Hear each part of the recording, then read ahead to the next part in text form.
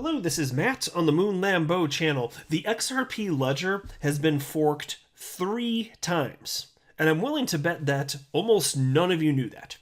And the reason I say that with a reasonably high level of confidence is because, look, I've been following Ripple and XRP related developments on a daily basis for roughly 3.5 years, and it wasn't until very recently that I found out that the XRP ledger was actually forked. At the time, I found out of 2 instances of it being forked, and I just found out about a third one. And so I think that almost nobody in the XRP community knows this. Also, this is not something that's bad. It's not something that's scary. It's something that you should be informed of. Like, you should be aware of this, and I want to explain to you why this is not some terrible thing. But it's fascinating. So, like, a lot of people, you know where this came from, actually, and I'm going to share this with you too in this video. This was brought up out of a couple different discussions having to do with the centralization of the XRP ledger. Now, the XRP ledger is decentralized, but there are people that, even to this day, they're either ill-informed or they're intentionally misspreading information, and they're claiming that the XRP ledger itself is centralized, as if there's some sort of central entity, Ripple, that actually controls it. And that's simply not the case. It's provably false, in fact. And so I'm going to share with you some of that, but I do want to be clear at the outset. Look, I don't have a financial background of any kind. I am not offering financial advice, and you should not buy or sell anything because of anything that I say are right. I'm just an enthusiast who enjoys making YouTube videos about Ripple and XRP and crypto all up on the internet. That's all that's going on here. And so I wanted to share with you this very brief thread that I wrote. And it was in response to something that Bitboy Crypto said on his YouTube channel. Now, Bitboy Crypto, I'm sure most of you, well, actually I shouldn't even say most because this is I don't know if it's most of you, but I can say this. Bitboy Crypto quite literally has the largest cryptocurrency channel on all of YouTube. I just checked before recording, and he now has 850,000 subscribers. So credit where it's due. That's incredibly impressive. And so perhaps where it's due. However, he doesn't really know what he's talking about when it comes to Ripple and XRP. He's not particularly informed. Now, it does seem as, and this is not some, I'm not trying to be mean or venomous or anything like that. This is just my, based on what he said, it seems clear to me he's illustrating that he doesn't have some facts that he needs to have before forming opinions. That's all I mean by that. That's it.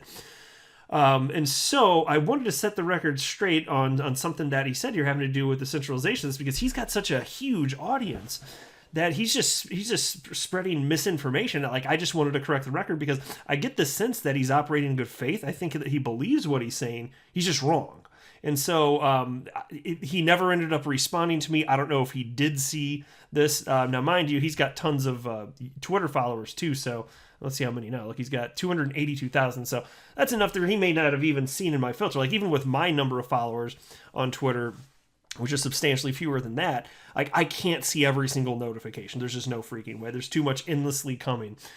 But either way, I wanted to make an attempt and put this out here. And this is what led ultimately to further discussion having to do with forks and this and that. So take a look. Here's what I wrote. Hey, Bitboy Crypto. I'm an XRP YouTuber and wanted to clear something up. In your video today, you said XRP is centralized, and that's not true. Ripple controls 16% of validators and has no special permissions over the XRP ledger. Ripple has proposed amendments to the ledger that have failed after a vote of the validators due to the decentralized nature of the ledger. There is an 80% threshold, so Ripple is nowhere near that. You cited Ripple's large holdings of XRP as a factor of centralization, but this is incorrect. Having a specific quantity of XRP doesn't give Ripple or anyone special permissions over the XRP ledger, just as owning a lot of Bitcoin doesn't give someone special power over the Bitcoin blockchain. People often conflate centralization of power with concentration of holdings, but this is a misnomer. Just wanted to clear that up since you have a rather impressive following on your YouTube channel and you strike me as someone interested in truth. And I do think that's the case. So, and he seems to, again, lately he does seem to have been coming around on XRP in general. And to his credit, he's made some concessions and indicated as much. So credit absolutely where it's due, but he still has a bit to learn on this front. And it's just unfortunate because people will make as they're hearing all sorts of nonsense from people, and look, a lot of the people that say this stuff, they are trying to mislead people. I don't think that he is. I think he's just wrong. But there are people that are intentionally trying to mislead on the topics of Ripple and XRP. And, this is impacting the way people are treating their money. That's not good. So I always want to try and clear this stuff up. Then there was another thread, and I'm not gonna run through this whole thread, but a Ripple employee ended up jumping in here named Matt Hamilton. And so there was this back and forth between a couple people about whether or not XRP was centralized or decentralized. And I am going to read the very tail end. There's somebody named Josh Randall who clearly is not a fan of Ripple and XRP and wrote the following, and then Matt Hamilton jumped in. So Josh wrote the following. He's referencing Ripple here. They pick and choose who can oversee transactions. So again, he's saying Ripple chooses that. It is therefore centralized. Bitcoin has over 100 forks because it's decentralized. XRP has had 0 forks. Gee, I wonder why. Ripple executives constantly lie and say XRP is more decentralized than Bitcoin. Now, again, I didn't know that there were forks until very recently because it just frankly didn't hit the news. The information did not make it to me. I think that information has made it to almost no one in the XRP community. And so I'm going to use my platform to try and share it just so we're at least aware of it and talk about it, because I don't think this is bad at all. Just like when Bitcoin forks, I don't think it's bad at all. And so why haven't we seen a ton of forks on the XRP ledger, given that for most of its life it's been like number 3 in market cap? It's certainly had the spotlight on it in the world of crypto. Why not more forks of the XRP ledger? Well, the reason's quite simple. Actually, there's an amendment process in place, and so this is different than the Bitcoin blockchain. And so if you want to make changes to the XRP ledger, there's a way to go about voting. And since there is that voting mechanism in place, it makes it less likely that it would be necessary to fork the XRP ledger, because you can vote and make changes. Now, if you really still have a serious problem with after votes the way that the XRP ledger is being run, yeah, you can go ahead and fork it. But even that, like forking, that's not some sort of detriment to XRP specifically, not necessarily. Because it doesn't matter if something's a fork of an existing cryptocurrency or if you create a cryptocurrency from scratch. It doesn't, by the nature of the fork occurring, that doesn't give it some sort of leg up. You're still a brand new cryptocurrency project starting from scratch, right? And so some of the initial, the earlier forks with Bitcoin, I mean, some of them, yeah, they did get traction, especially because of the people that were, pushing them and this and that. I understand all of that. But still, you have to convince people that there's value to what you're doing, or you're not going to have anybody adopt it, and you're not going to have money flowing in terms of investments on cryptocurrency exchanges, speculators buying and selling it. You're not going to have any of that if you can't convince people that it's worth it to do so. Like, it doesn't matter if it's a fork or if it's a brand new cryptocurrency, you still have those hurdles, right? And so, Bitcoin Cash was a fork. You could have just as easily, though, like taken the code and just instead of actually fork, you could have done any number of things. You could have had code from scratch. It functionally doesn't matter. And so all of this stuff, the messiness of the forks, some people look at it as a negative. I say no, it's a positive, because what's happening here is you're having this nascent asset class have new ideas and cryptocurrencies tested within the market. Now that's healthy, if you ask me. I think that's very healthy. Let all these projects start up, and then the vast majority of them are going to crash and burn, and that's how it should be. And then the few that offer some actual promise are going to grow some legs, basically. And it's kind of similar to the concept of what you saw during the dot-com boom and bust. There are all sorts of business ideas surrounding, oh my gosh, the advent of the internet, this is amazing. And so every company, it seemed, traded on the stock market added a .com to their business. And it's like, take my money, kind of like you see in crypto, actually, which wasn't necessarily smartest way to invest. Like, oh my gosh, you've got a .com too. Please take all of my money. Yeah, so not necessarily the best thing. But look, there are all sorts of ideas. The vast majority of them during that hype phase, they did fail. They went the way of the dodo, my favorite extinct avian creature, or they ended up getting shelved because maybe there were some good ideas, but the infrastructure wasn't in place to make them come to fruition until way later, a decade or two later. Can you imagine, even with the advent of the internet, can you imagine Uber in 1995 with what infrastructure, with what smartphones? Like, of course, it was just way too soon. So there's stuff like that too. But no, all these ideas should be tested. This is a positive for the entire space. And so check out what Ripple employee Matt Hamilton said in response to what Josh wrote there. He wrote, "Nope, the XRP ledger is permissionless and decentralized. No one says who can or can't process transactions. XRP has had 3 forks: Ripple 1, Ripple Alpha, and System D. None got very far, as no support for them." And so I was curious about these. Now, one of these names I actually was familiar with. Ripple 1, I was familiar with that. And that's because of this. And I actually did cover this on the channel. This is a piece from the Daily Hodl, September 13, 2019, titled "Crypto Influencer Starts Ripple 1 Channel on Discord to Discuss XRP Fork." So I knew that there was talk about this. I talked about how silly this was, but I never saw any news that it actually occurred. And I spent just a few minutes today researching, trying to find a story about it. And maybe there is, and maybe I missed it, but I didn't quickly or easily find any actual story about this fork actually happened. So again, maybe it's out there. I still just didn't see it, and I think most people are unaware of this. But take a look at this piece. This is interesting. I'm going to share with you what these forks are. So here's this story. The crypto influencer who created a petition asking Ripple to stop selling XRP is taking the first step towards forking the third largest cryptocurrency by market cap. Late last month, crypto bitlord put Ripple on notice, saying he would launch an effort to fork XRP in 60 days if Ripple doesn't stop selling portions of its holdings to crypto exchanges and institutions. So look, let me pause there. I don't really want to shred why that's a stupid concept. Like, honestly, I've told it so many times on the channel how Ripple was not in any sort of measurable way impacting the global price of XRP. And that's provably true. Like that's like what I just stated is a provably true statement. They didn't. But even if you believe that they were here, like,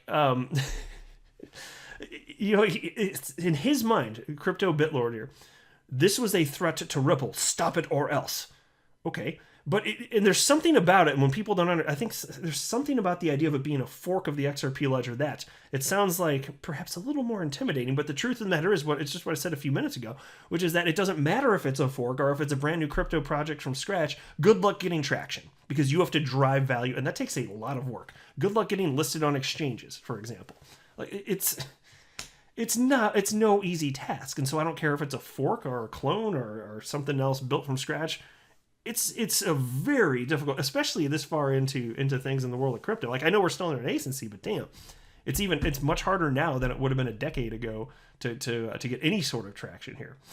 And so they wrote this follows: "Now bitlord has sent out a tweet to his 102,000 followers to let them know he's created a channel on Discord called Ripple 1 that will be used to discuss the fork." And on Thursday, Ripple CEO Brad Garlinghouse addressed the fork for the first time. Think about this. This silliness reached the CEO of Ripple, and he talked about it on CNN. Check this out. So telling CNN that anyone can fork the open source XRP ledger if they choose. And that's because it is decentralized, my friends. Anyway, but here's a quote from Brad Garlinghouse, Ripple CEO. "When people talk about forking technologies, you have seen Bitcoin forked multiple times. You have Bitcoin Cash, BSV, Bitcoin Diamond. I can't name them all. There's 4 or 5 forks of the Bitcoin blockchain.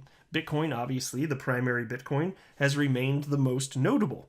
But in the same way, people can take XRP, an open source technology, and hypothetically, they could fork that if they choose to do so." And so there you go. This is not surprising.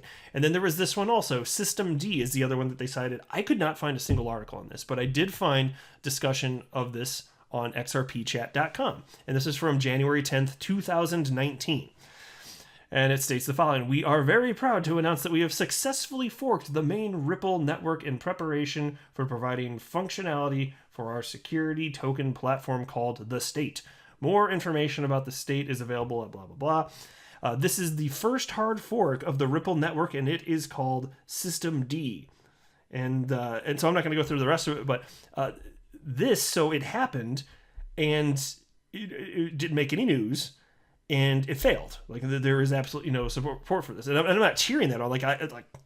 I want other cryptocurrencies to have success. So I don't care if it's a fork or not. If we could have more cryptocurrencies that are solving real world problems and offering utility, that would be a plus for Ripple, the company, and XRP, the decentralized cryptocurrency. So if something forks and finds success, that's fine.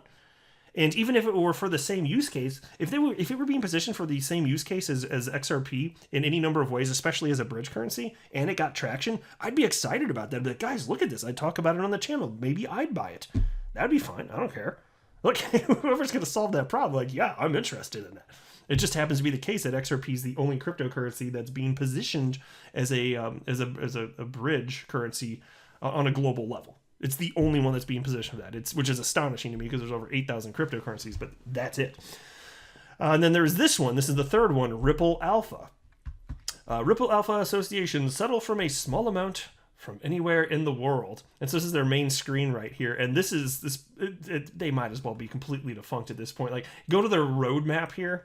And again, this is not me saying that, yeah, look at these. They tried to fork the XRP. Blah, blah, blah. Again, hopefully it's clear at this point.